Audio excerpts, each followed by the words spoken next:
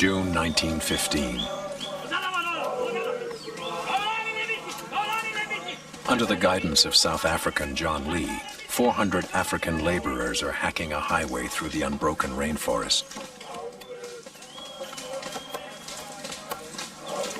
150 miles of manual labor in the tropical heat.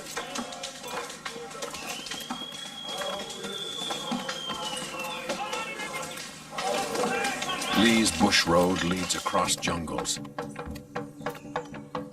through swamps and over mountains to the Great Lakes of Africa. Tanganyika, Victoria, Nyassa. 2 already are in British hands, but Tanganyika is the jewel of the German Empire. A prize that London desperately needs to turn the tide of the African War. 420 miles in length, it is a vital lifeline needed to arm and supply a jungle army. Whoever controls the lake controls the surrounding territories.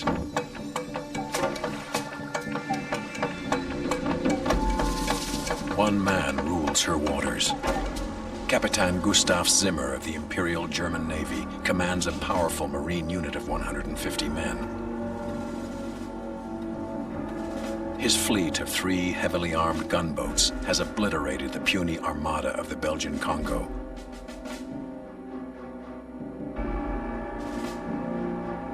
To win the battle for Central Africa, Zimmer's navy must be defeated.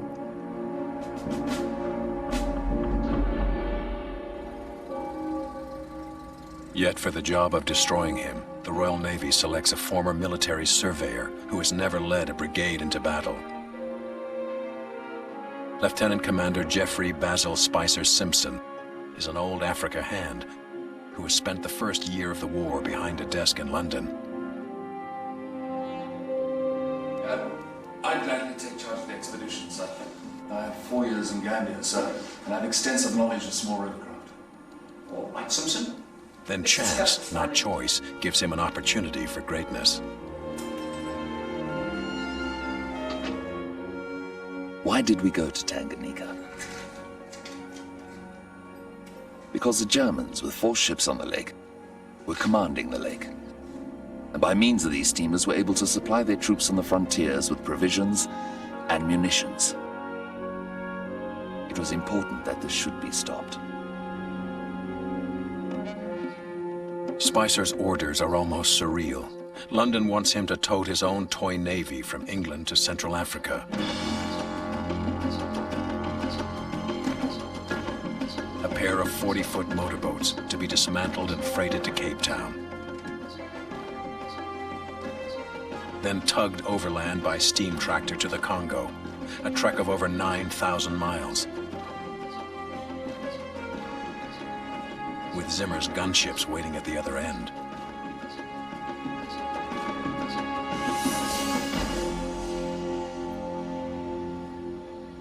Spicer assembles the team. Well, gentlemen, here is our route. Former architect of the Rhodesian Railway, Paddy Wainwright, is the chief engineer. And our friends, the Germans. Tropical disease specialist Dr. Hother Hanschel will be the medical officer. As a casual friend of Spicer's, Dr. Hanschel knows Spicer is not your average leader. Spicer Simpson was a vain man, worthy of ridicule, and on occasion great admiration at the same time. This paradox was only possible because of the very nature of Spicer Simpson's own behavior, which was, quite often, bizarre. 28 men will make the journey. They are gunners, mechanics, and engineers. Not one has ever served under Spicer. The plan to take Tanganyika from the Germans is a simple one. Get to Tanganyika and destroy the German fleet by stealth and surprise. But their own warships are converted supply boats.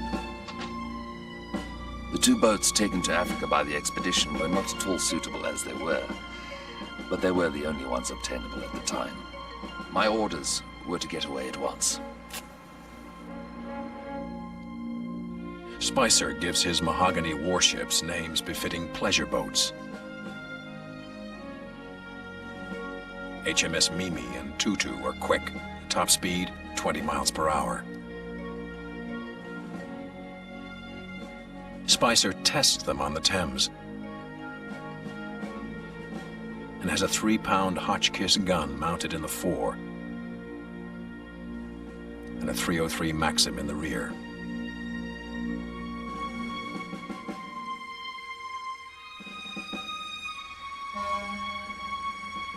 June 15, 1915, Stage 1. The Naval Africa Expedition leaves England on a 6,100-mile voyage for the Cape Colony.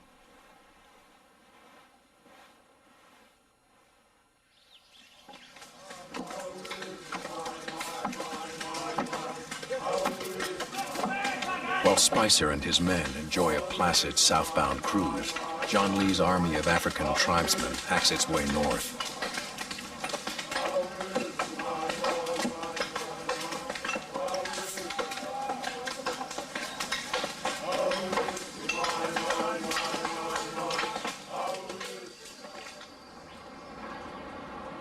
By early July at Cape Town in British South Africa, the caravan transfers from ship to train.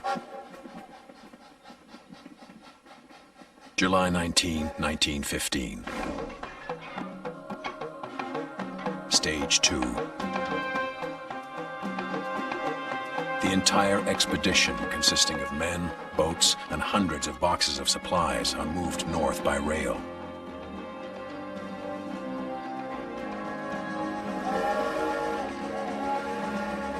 At Fungarumi in the Belgian Congo, they will meet up with Lee.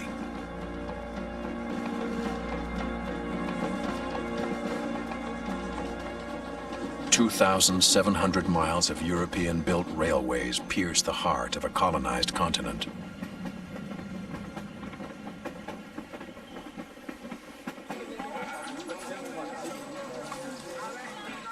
After 2 weeks, Spicer and his men reach the village of Fungarumi as expected. Morale is high.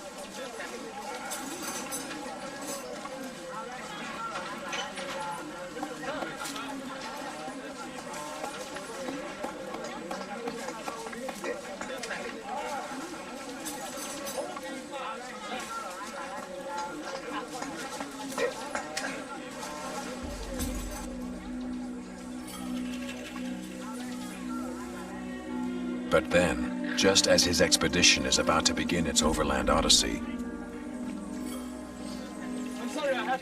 Spicer fires the man who blazed the trail. You've become a breach to the security of the expedition. That is completely false and completely wrong. Return to Cape Town, report to the Lords of Admiral. He dismisses John Lee and offers no explanation to his men. Doe dat, you dom Engelse bliksem. He alone will lead his men across the burning plains into a jungle few Europeans have crossed since the days of Stanley and Livingston.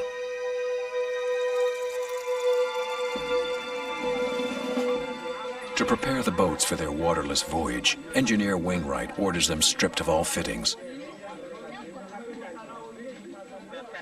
propellers dismounted, the axles of the carrying wagons reinforced to carry the 8.5-ton loads.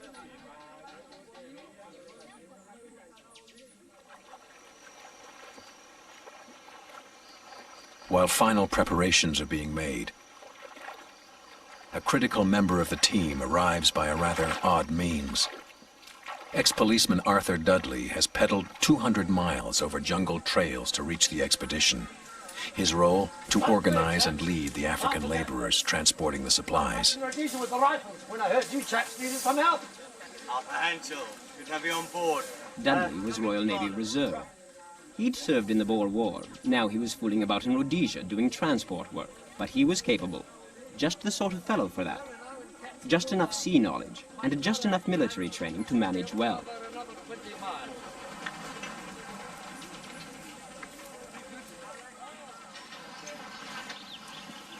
2 months after leaving London, Spicer's Navy on Wheels is joined by the steam engines that will pull the boats through the forest.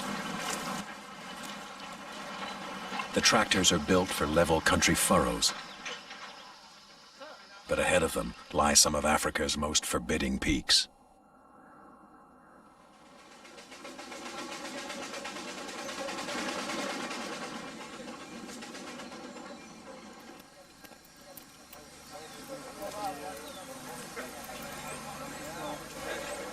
Yes, these wheels will hold. You're going to be a little on the low side, but we're going to do our best. How the men, Oliver? Pretty good, sir, pretty good. But Jeffrey, there's one thing I wanted to mention to you.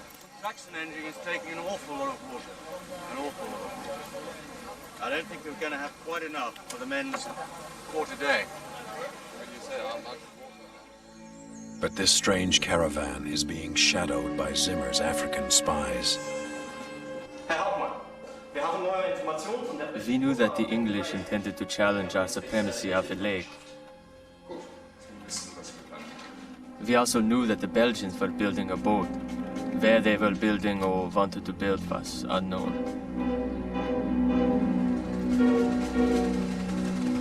If Spicer and his men make it to Lake Tanganyika, Zimmer vows they will not leave Africa alive.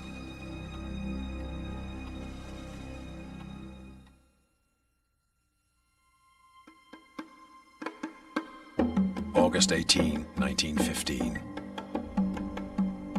Stage 3. 150 miles of some of the least forgiving terrain on Earth await the British troopers. A wild land of disease and sudden death.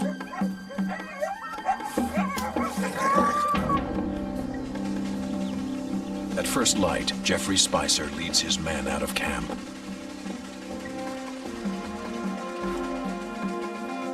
There were no roads such as we call roads in this country. Except for about 25 miles, the whole route ran through thick African forest.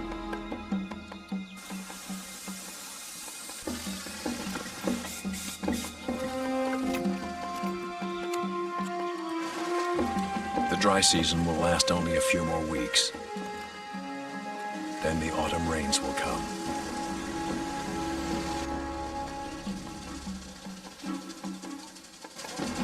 Mud swallows the tractors, Spicer's mission and his only shot at glory will be over before it begins. The steam tractors are in the lead, each hauling one of Spicer's little ships and 10 tons of wood for the insatiable engines. 400 Africans, men and women, carry water, food, ammunition, medicine. A procession that stretches for nearly 2 miles.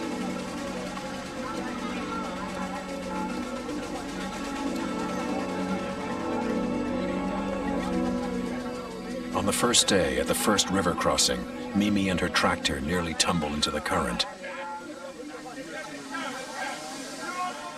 It is the first test of Spicer's leadership.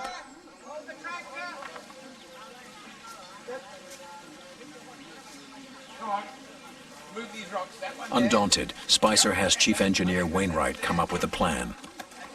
Wainwright has more trees cut, reinforces the bridge, and the convoy plods forward. The work was completed at 2:30 p.m. and the trailers were towed across and a start was made along the road at 3. Good progress was made along the road, and at 6 p.m. a camp was formed for the night. Spicer knows there are more than 140 rivers and gorges still to cross. The path they are following continues uphill for 60 miles. Then they reach the Matumba Mountains, a 6,400-foot range.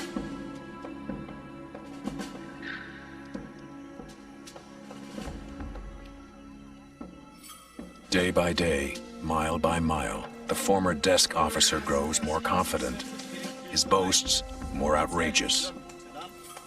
The men love him. He appealed immensely to the ratings.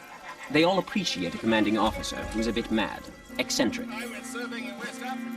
And he was obviously mad. Therefore, he was marvelous. Wild animals, boys. That's the worry. No idea what it's like until you faced a man-eating cat. That's worry. I'd say he could not refrain from telling absurd stories about his prowess at shooting the lions he'd shot. Although I'd never heard of any lions in Gambia.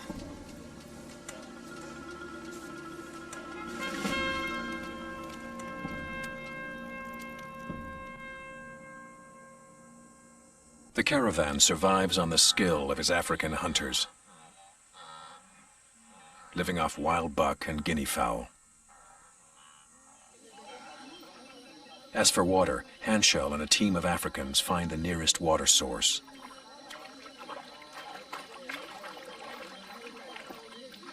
Much of the water is for the steam tractors. The rest is filtered, boiled, then filtered twice more, and used for tea, cooking, and the next day's water rations.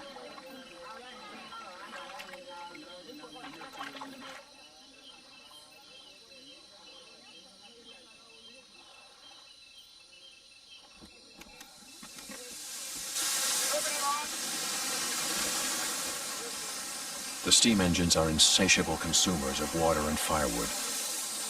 Advance parties prepare storage caches of lumber. The journey through the bush was divided up into 3 50-mile stages. At the end of each stage was built a depot to keep the sun off the provisions and ammunition.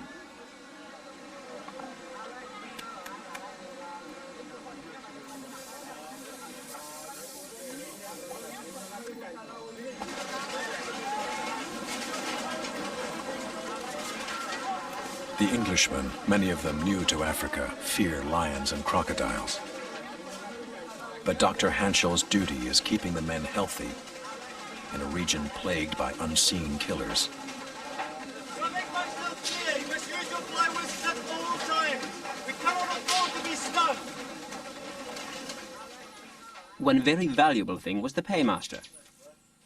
He began to get some boils on his shoulders, and out of the boils popped worms, big maggots rather.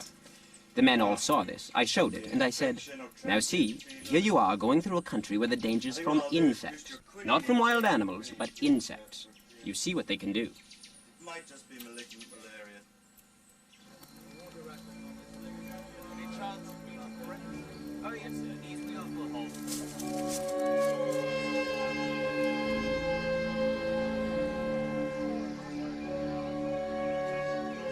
From the spies, crude telegraph lines convey fragments of news to Kapitan Zimmer. He believes that Spicer has come to help the Belgians build new warships at Lake Tanganyika. Around Lukuga and south of there by Calumet, there seemed to be only defensive building going on.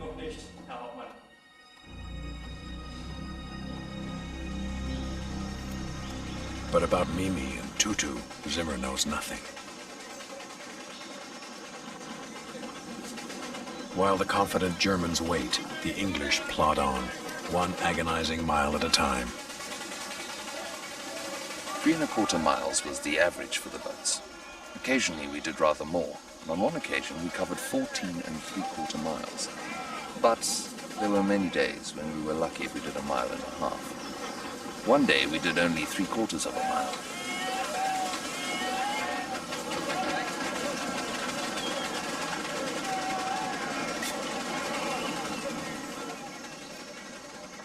By late August, Spicer knows he needs help if he is to outrun the rains.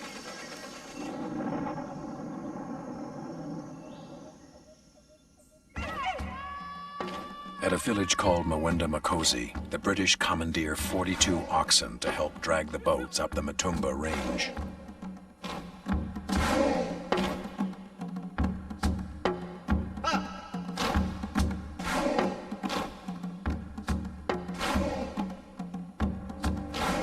When the rains begin, they will turn the plains into a quagmire, too shallow for ships, too muddy for wheels.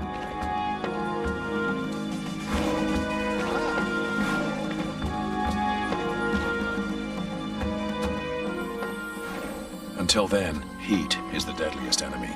The thirst for water is unquenchable. Water for the engines, water for the oxen, a few cupfuls a day for the men.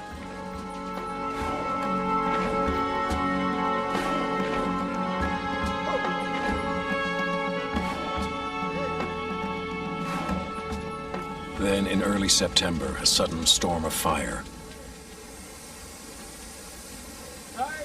Spicer has his men create a fire break. Looks like we've got a bushfire, man! Right, Peters, get to it, you know the drill! He then orders that his precious mahogany boats be protected from flying embers. For Dr. Hanshaw, it is a day of sheer terror. We nearly lost the whole thing by fire. Here was this war train bearing down on us at a terrific rate. We'd burnt off. We set fire to it, only just in time. Just in time, we moved the guns, the wagons, and everything onto the burnt place, and the thing stopped. It was so damn near it came.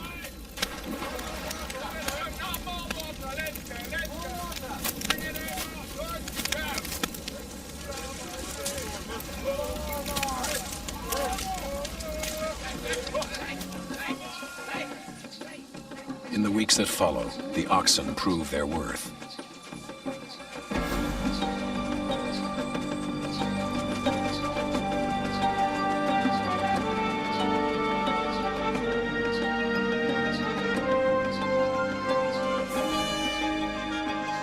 The top of the plateau was reached on September the 8th, 1915, and this was a very triumphant moment for the expedition, for there were some who had said it was impossible to get there.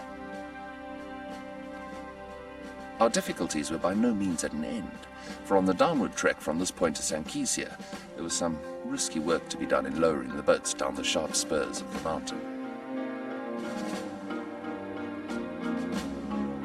They are still weeks away from the combat zone.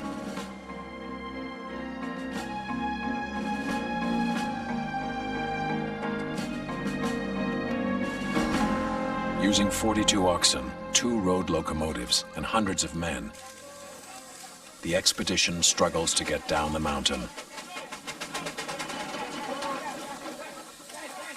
On more than one occasion, the wheels of the boats dropped into ant-bear holes. The only way to get out was to fill up the hole with logs, gradually jacking the boat up until it reached the level. It was only by good luck that they received no damage.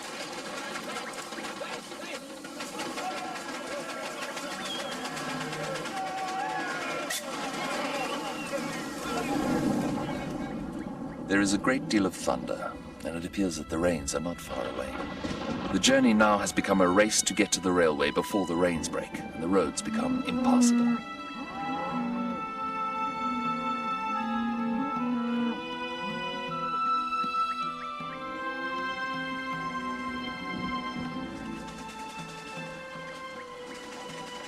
Finally, the land is level, but the dangers remain deadly.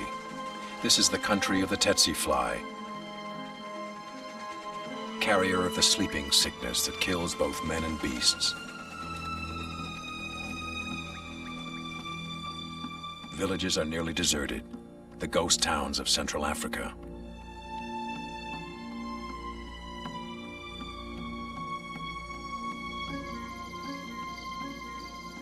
No rain falls.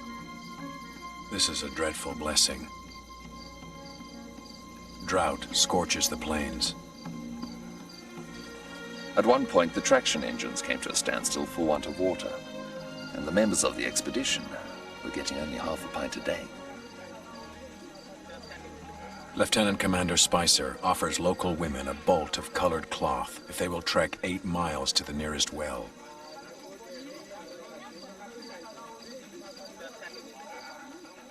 Hundreds accept the bargain, and the convoy moves on.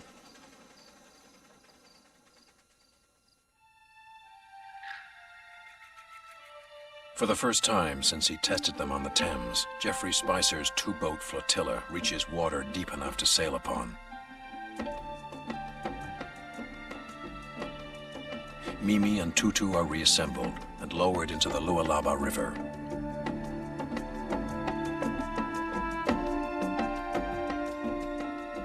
October 1, 1915.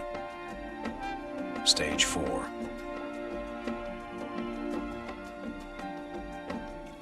They will float or drag their boats 200 miles downstream. Strange apparitions to the resident wildlife. Progress on the river was very slow. I think Mimi and Tutu hold the record for grounding. As on October 7th, they were aground 14 times in 12 miles.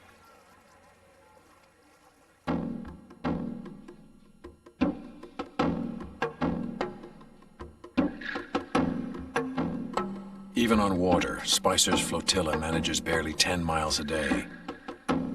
Then at the rail depot at Caballo, Mimi and Tutu must be packaged safely for another journey by rail.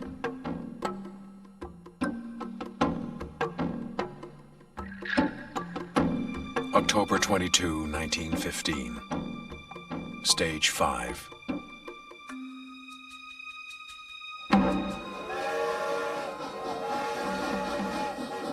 The final phase of the long odyssey. 173 miles across precarious trestles and crumbling bridges to the Belgian shores of Lake Tanganyika.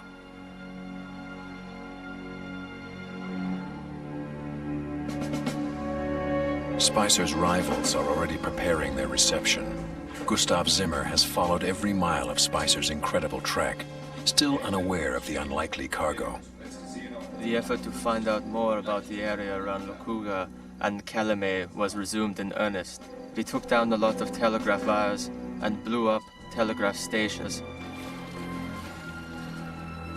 As soon as the British reach their final destination, he will send his gunboats to destroy Geoffrey Spicer and his half-mad dreams.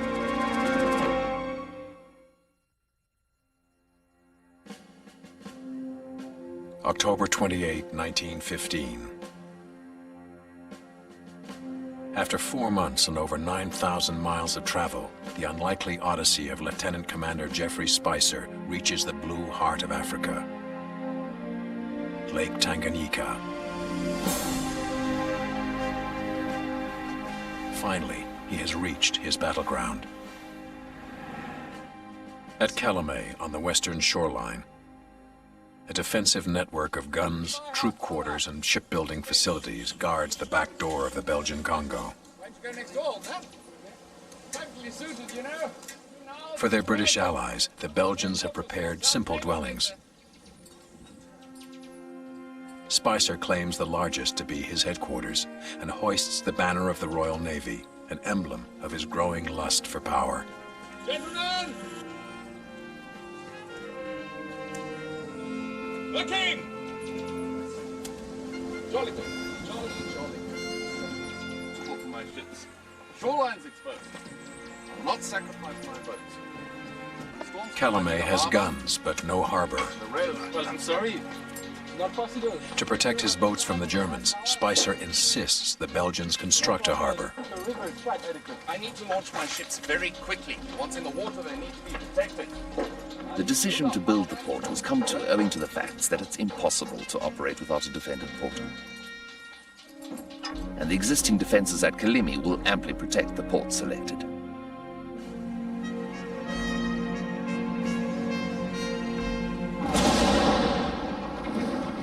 Hundreds of tons of rock are blasted and positioned into the crocodile-infested waters to create an arced jetty.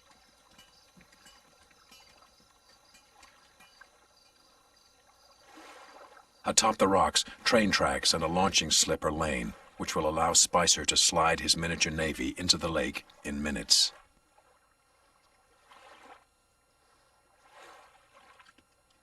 While the jetty is taking shape, the Belgians give Spicer the details of the 3 German ships he must destroy.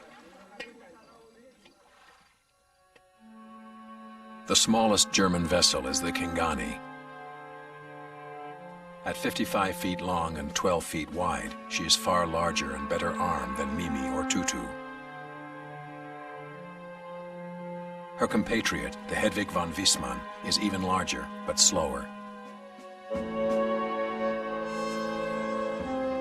Carrying 2 powerful guns and a crew of 22 sailors, she has room for 200 extra troops.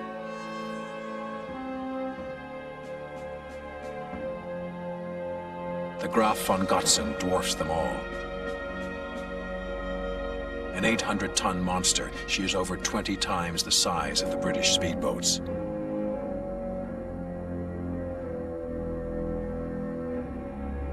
Her massive guns can blast Spicer's boats to oblivion with one shell. The little British boats are seriously outmanned, outgunned, and outsized. To tilt the balance of power, Spicer plots a surprise attack to capture the Kingani.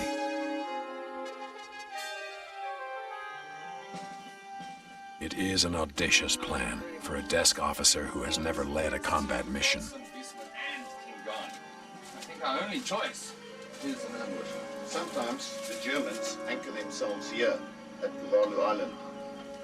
Perhaps what we lack in size, we gain in speed. Ambush is our only choice. Thank you, Jen.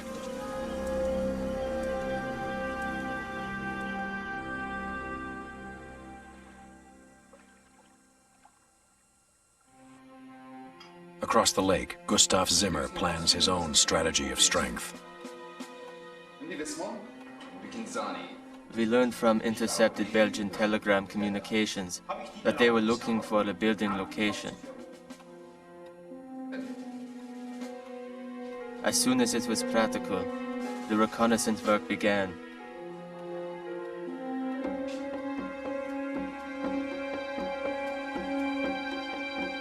December 1, 1915.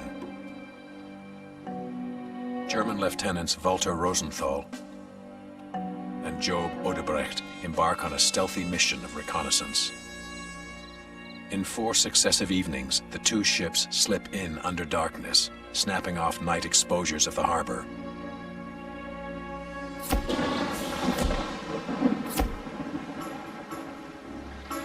The next evening, Lieutenant Rosenthal risks his life in a daring solo mission.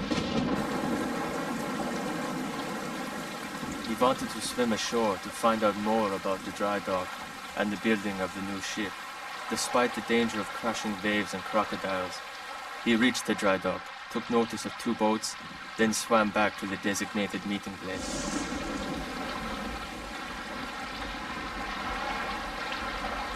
But a panicky German officer orders the Kingani to leave without him.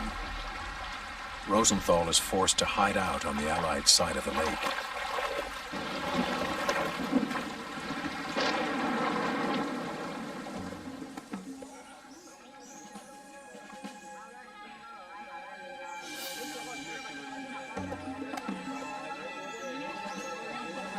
At daybreak, abandoned in enemy waters, Rosenthal is taken prisoner.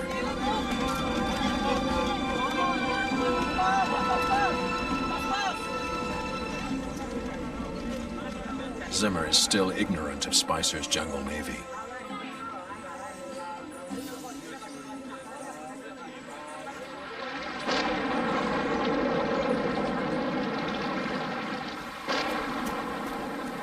Mid-December, the rains come.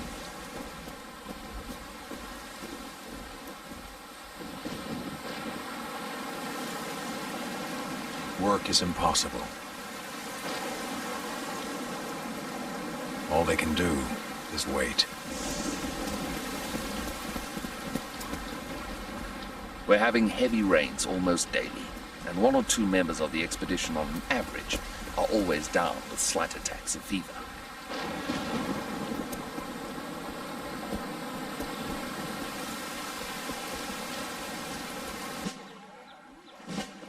On December 23, Spicer decides it is time to go to war. Careful, careful. Far from his desk in London, Africa has freed Spicer's spirit. His battle dress reflects his liberation. To the amazement of the crew, and to the Belgians and the natives, he didn't wear shorts.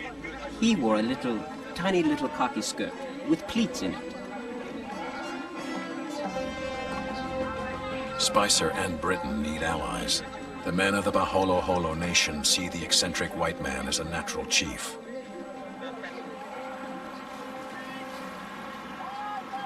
Christmas Eve. The mahogany gunboats undergo their first trial runs on African waters.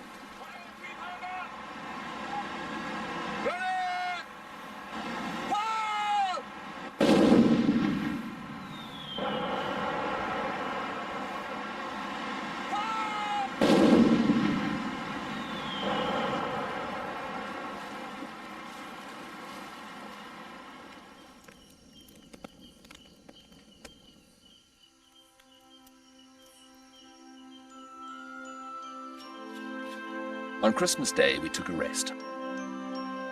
And it being the first time the whole expedition had been together, we had a big celebration.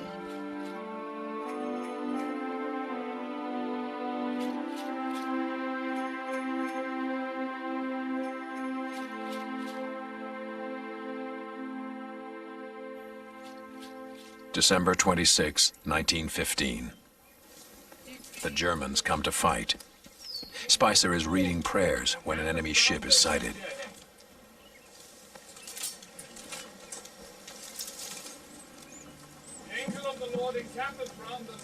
Spicer ignores the enemy's approach.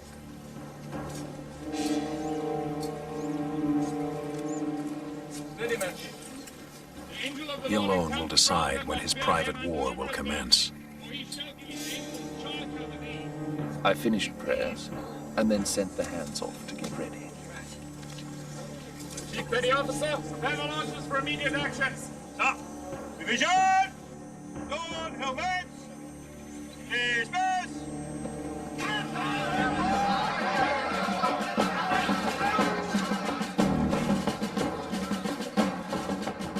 Dr. Hanshaw and other non-combatants head to the cliffs to watch the battle, as if it was a cricket match. The paymaster and I, and the petty officer Murphy, and so on, we had a grandstand view of it. It all happened right under our eyes. At 11:25 a.m., Spicer and his fleet set off in pursuit of the enemy. Spicer is in the Mimi, and Lieutenant Dudley, without his bicycle, is at the helm of the Tutu. Spicer's plan is to sneak in behind the Kingani and attack her from both sides. The Kingani can only fire on them with her bow guns. Capitan Zimmer has sent the Kingani to blow up the Belgian harbor installation, but instead is confronted by Spicer's entire navy. She was well inside the bay before she was aware of the existence of the British boats on the lake, and the Mimi and the Tutu rapidly overhauled her and opened fire. Waterhouse! Just raised to 200 yards! Fire!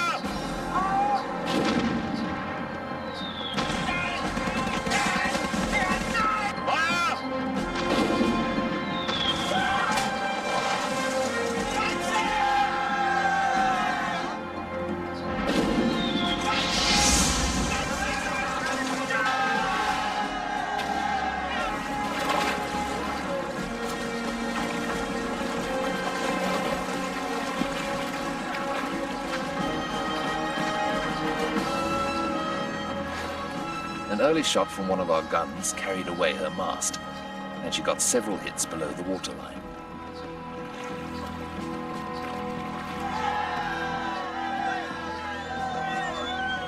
In the ensuing half hour, 11 enemy sailors are rounded up.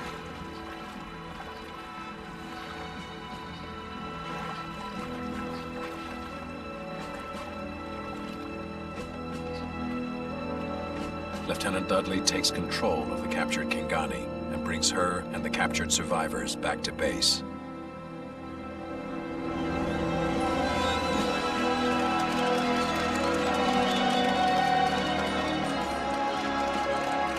At Calumet, Spicer is showered with sand, a traditional gesture that confirms his mastery of the earth he stands on.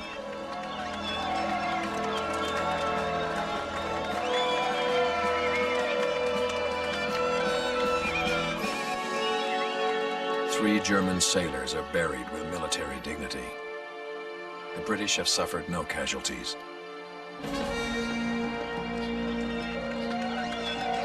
But the battle for the blue heart of Africa has barely begun.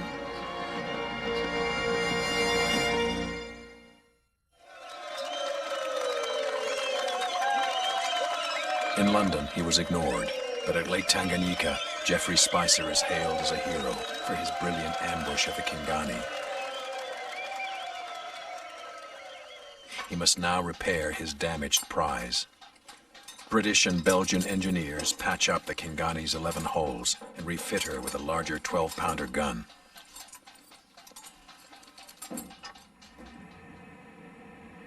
When they are finished, Spicer rechristens the German gunboat as if she were a French poodle, naming her HMS Fifi.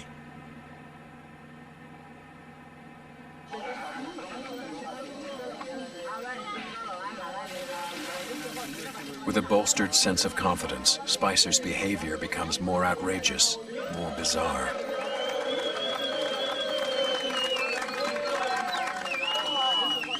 Twice a week, he performs a ceremonial public bath, complete with cigarettes and vermouth.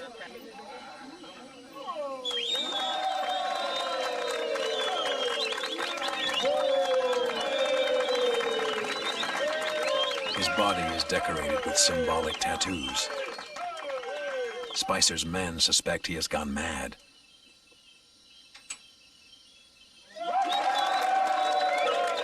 But the Baholo Holo warriors understand the white man's message. They call him Bwana Chifungatumbo, Lord of the Loincloth.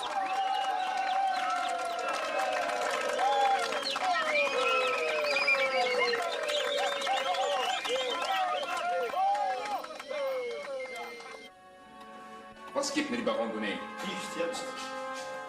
February 8, 1916. Die Kinzani ist nicht gesunken, sie wird eingenommen.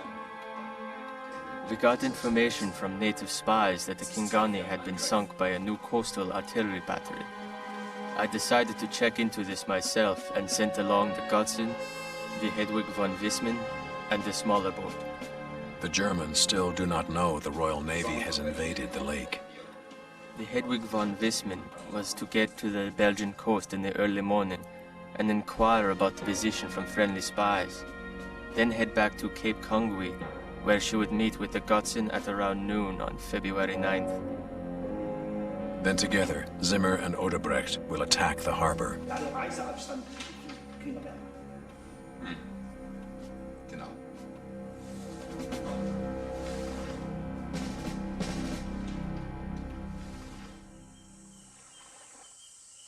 At dawn on February 9, the dance begins, with control of Central Africa at stake. It is a humid, hazy morning. Distant vessels shimmer like mirages in the heat. Through the haze, Spicer spots the Germans. Stoke up Fifi's fires to full speed!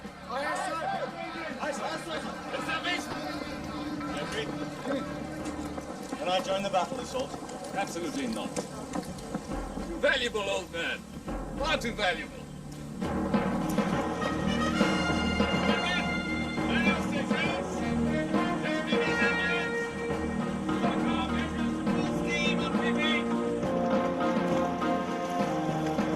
Spicer leads the attack in his new flagship, the Fifi. Chief Engineer Wainwright takes the speedier, more maneuverable Mimi. The weather conditions made the estimation of the distance very difficult.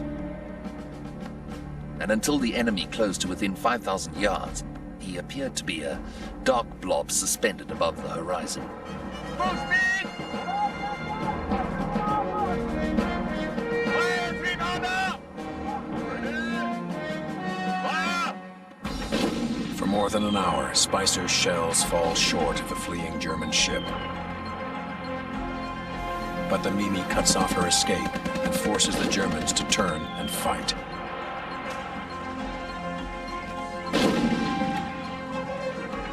As if protected from death by his magic tattoos, the Lord of the Loincloth refuses to take cover.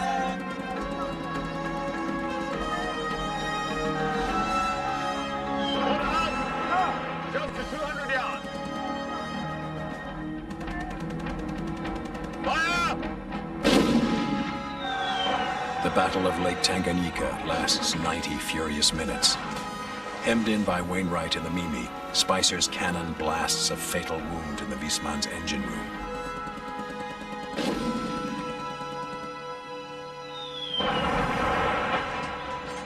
In a few minutes, the Hedwig von Wisman burst into flames, and finally she upended and went down.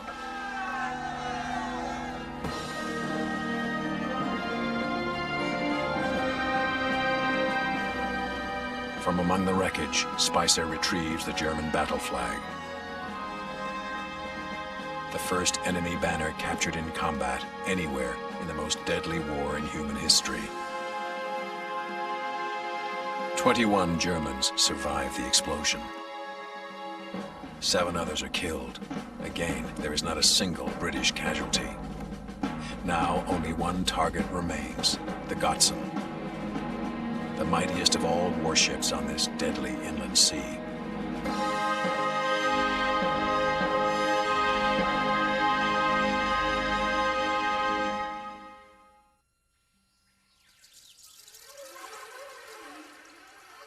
To the Baholoholo people, the sinking of the Wisman confirms Geoffrey Spicer's status as an indestructible warrior.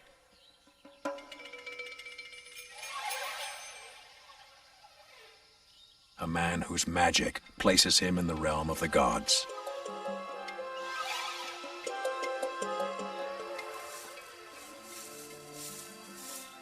What the hell are you talking about? Yeah. For miles, up and down the lake, elaborate clay fetishes are shaped in Spicer's image. Spice! And clay and wood images grew up all around the place. The helmet and the beard and the jupe and the bare arms with scratches on it to make the tattooing. He was the great Bwana Ikuba. At the peak of his powers, Spicer is told that his war against Zimmer is over. The Allies will import a new weapon, aeroplanes, to destroy the Gotsen from the sky. June 1916. Allied seaplanes launch a barrage of bombings on Kigoma. Zimmer decides to scuttle his flagship. It was hard for us to blow up our last ships, but they could not be allowed to fall into enemy hands, for they would have construed it as a kind of victory. We conceded to the stronger force, but our willingness to serve and our enthusiasm was not broken. Germany's dreams of an African empire are shattered, thwarted by an unlikely hero and his jungle navy.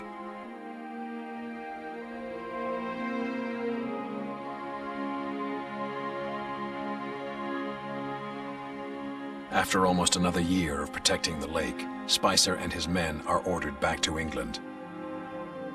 His warships left behind. The British Naval Africa expedition is a total success. Its military objective attained. Its men back home unharmed. He has led his men on a bizarre, nearly impossible mission, a small step on the long road to history. He is awarded the Distinguished Service Order, and 15 others, including Henschel, Wainwright, and Dudley, are also honored.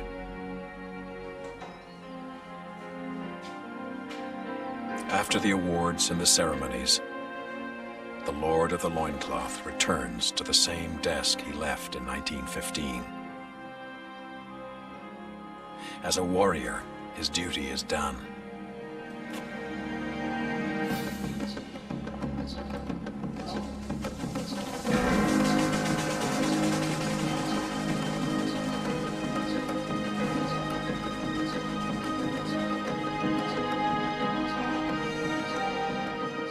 The expedition was the smallest ever sent out, there being only 28 men all told. And it was the only expedition that had come back without a single casualty.